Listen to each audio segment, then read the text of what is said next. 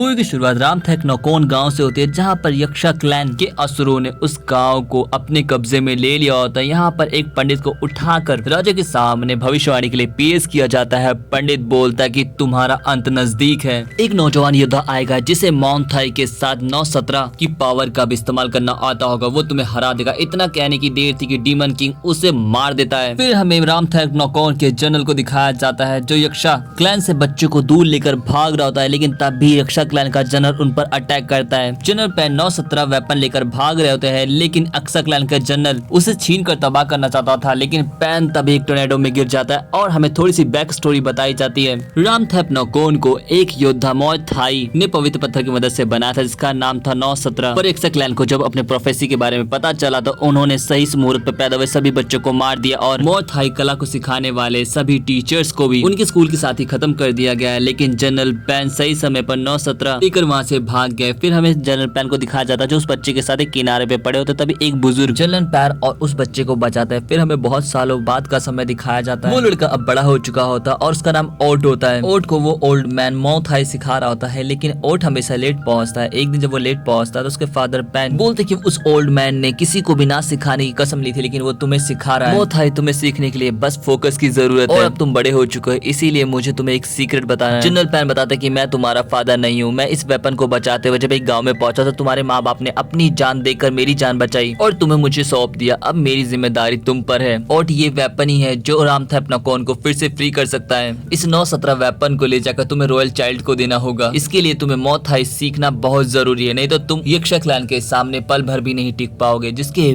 बाद ओटी अपनी पूरी ताकत लगाकर मॉथाई को सीखता है और उसे परफेक्ट कर लेता है। जिस दिन ओट की ट्रेनिंग पूरी होती है उसी दिन जनरल पैन का साथी मैजिकल ईगल से मैसेज भिजवाता है कि हम लोग जिंदा हैं और अभी भी यक्षा क्लैन के खिलाफ जंग जारी है। दोस्त तुम कहाँ पर हो? अगर तुम और वो वेपन मिल जाए तो हम यक्षा क्लैन को हरा सकते हैं। और जनरल पैन अपने साथी को वो एड्रेस दे देता है। जब जनरल पैन के पास वो पहुंचता है तो वो बताता है हमारा कैंप नष्ट हो चुका है और बस मैं ही एक बचा हूँ और इतने बड़े मिशन के लिए हम एक बच्चे पे डिपेंड नहीं हो सकते, इसीलिए वो वेपन मुझे दे दो। पैन बोलता वो वेपन मैं तुम्हें टीम के साथ दूंगा, इतनी बड़ी लड़ाई हम अकेले नहीं लड़ सकते। और ये कहकर जनरल पैन वहाँ से चले जाते हैं। पर चाचा तो यक्षा क्लैन से पहले ही मिल चुके होते हैं। वो यक्षा क्लैन के राक्षसों को इशारा करते हैं, उसके एक ही इशारे पे सभी राक्षस वहाँ पे आ जाते हैं और गाँव को बर्बाद कर लगते हैं। लेकिन ओल्ड मैन और ओट अपना पूरे बम का दम लगाकर उन्हें रोकने की कोशिश करने लगता है। पैन लड़ते हुए पूछता है कि तुम उन राक्षसों से कब मिल गए मेरे भाई? भाई नहीं, तुम भाई के नाम पे कलंक हो। जिस पर वो बोलता है कि उन्होंने मुझे वो सब दिया जो तुम मुझे नहीं दे सकते। ये सुनकर जनरल पैन उसे मारने जाता है, लेकिन तभी यक्षा क्लैन का जनरल आकर उसे बचा लेता है। पैन समझ जाता है कि जब वो नहीं जीत सकता तो वो ओट को भागने के लिए कहता है और साथ में वो पवित्र वेपन भी दे देता है। लेकिन ओट को बचाते हुए गुरुदेव और पैन मारे जाते हैं। ओट वहाँ से बच के तो निकल जाता है, लेकिन अपने पिता और गुरु के जिम्मेदार उस अस्त्र को फेंक देता है। लेकिन तभी उसे अपने पापा की बात याद आती है और वो फिर से अस्त्र को लेकर रामथेप नौकोन के लिए निकल जाता है। लेकिन जब वो किसी से भी रामथेप नौकोन के बारे में पूछता है तो कोई भी उसे बताने के लिए राजी नहीं होता। लेकिन इसी बीच एक बंदर ओट से वो अस्त्र चुरा लेता है। ओट जब उस बंदर का पीछा करता है तो वो एक जहाज में पहुंचता है, जहां पर उसे दिखता है कि एक राक्षस उसे खाने वाला है। लेकिन ओट जब उसे बचाने जाता है तो उसे पता चलता है राक्षस और बंदर तो दोस्त है और वो छुपकर इस जहाज में ट्रेवल कर रहे हैं। लेकिन उनके शोर शराबे से जहाज के डकैतों का ध्यान उनकी तरफ जाता है। डकैतों का लीडर बोलता है राजकुमार और साथ में यक्षा क्लैन का भगोड़ा असुर, हमारी तो लॉटरी लग गई। वो लोग आपस में लड़ ही रहे होते तभी एक हॉट चिक्स वहाँ पे आती है जिसका नाम लेडी थीफ होता है और वो दूसरी बटालियन की डकैत होती है। लेडी थीफ जब जीतने लगती है तो वो दांतल अपने सबसे बड़े असुर को लड़ने के लिए भेजता है। उसके एक ही वार से लेडी थीफ घायल हो जाती है। असुर लेडी थीफ को मारने ही वाला होता है, लेकिन ओट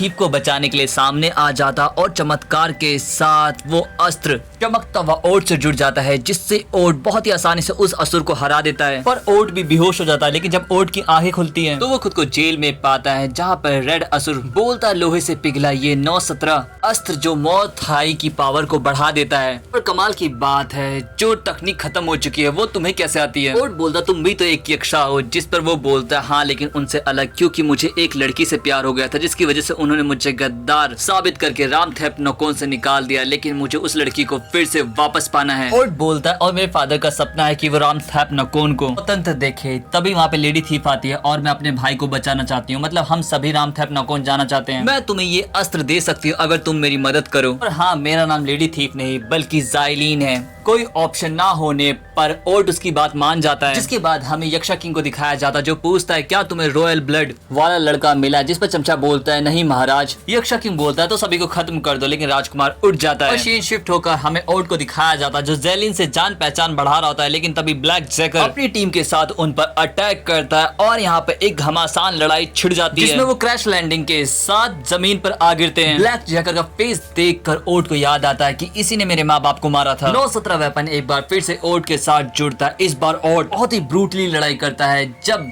ओट जनरल को जब मारने वाला होता तो 9-17 ओट से अलग हो जाता, तब जाके ओट को समझ में आता है वो कितनी बड़ी गलती करने वाला था। तब ओट ब्लैक जग को एक और सुधरने का मौका देता है। जाते हुए वो ओट को बताता है कि राजकुमार मिल गया है जिसकी आज से 3 दिन बाद बलि दी जाएगी, अगर उसे बचा सकते हो तो बचा लो। जिसके बाद वो प्लानिंग कर रहे होते हैं। प्लानिंग में ओट बोलता है कि मुझे अंदर महल तक जाने का एक सीक्रेट रास्ता पता है जो मेरे असली माँ बाप के घर से होकर जाता है। वो लोग ओट के गांव से होते हुए महल में पहुंच जाते हैं, लेकिन महल में वो मजदूरों की तरह जाते हैं। रास्ते में ओट का गद्दार चाचा भी उन्हें ज्वाइन करता है जो बलि देने वाले जगह पे जा ही रहा होता है, लेकिन वो जाइनिन को देखकर उस पर लाइन मारने लगता है। ये देखकर ओट उसे वहीं पेल देता है, जिसकी वजह से वहां पर लड़ाई छिड़ जाती है। लड़ाई के बीच में वो लोग राजकुमार को बचा लेते हैं। ओट 9-17 वेपन जब राजकुमार को देता है तो अचानक से प्रीस्ट एक मैजिक कास्ट करता है जिससे राजकुमार अचानक से डीमन किंग में चेंज हो जाता है और हमें पता चलता है ये सब तो किंग का बस एक छलावा था 9-17 पाने के लिए। और यहाँ पे पता चलता है कि रेड असुर तो किंग का भाई है। यक्षा किंग बोलता है कि मैं तुम्हें एक और मौका देता, तुम मेरे भाई हो, अगर तुम अपने दोस्तों को मार दोगे तो मैं तुम्हारी गर्लफ्रेंड तुम्हें वापस कर दूंगा। रेड असुर तलवार लेकर अपने दोस्तों की तरफ बढ़ता तो है, लेकिन वो उन्हें मारने से मना कर देता है, जिस पर यक्षा किंग गुस्सा होकर उसकी गर्लफ्रेंड को उसी के सामने मार देता है। अपने प्यार को अपने हाथों में मरता देखकर रेड असुर अपने भाई पे ही टूट पड़ता है, पर रेड असुर का भाई उसे बुरी तरीके से मारने लगता है और जब उसकी मदद करने के लिए बढ़ता है तभी वहाँ पे ब्लैक जग भी पहुंच जाता है और किंग उसे पल भर में निपटा देता है और ओट की तरफ बढ़ता है। ओट की तरफ अब 9-17 वेपन होता है। जब 9-17 वेपन से किंग पर अटैक करता है तो भी उसका कुछ नहीं बिगाड़ पाता और वो घायल हो जाता है, ऑलमोस्ट मर ही जाता है, लेकिन तभी 9-17 की पावर एक्टिवेट हो जाती है। इस बार 9-17 पूरी तरीके से ओट के साथ जुड़ जाता और सभी पावर ओट यूज कर पा रहा होता और दोनों की बराबर टक्कर होने लगती है। लड़ाई इतनी खतरनाक चल रही थी कि आसपास की चीजें तक जलने लगती हैं, पर यक्षा किंग की यहाँ पर ओट भुस्सी भरने लगता है तो यक्षा किंग अपने अल्टीमेट रूप में आ जाता है जिसमें उसका साइज कई गुना बढ़ जाता है और 2 हाथ एक्स्ट्रा निकल आते हैं, लेकिन ओट फिर भी यक्षा किंग को मौत से हरा देता है और वहां से निकल जाता है। जिसके बाद हमें ओट को दिखाया जाता है जो जेलिन के साथ अपने अगले सफर पर निकल जाता है।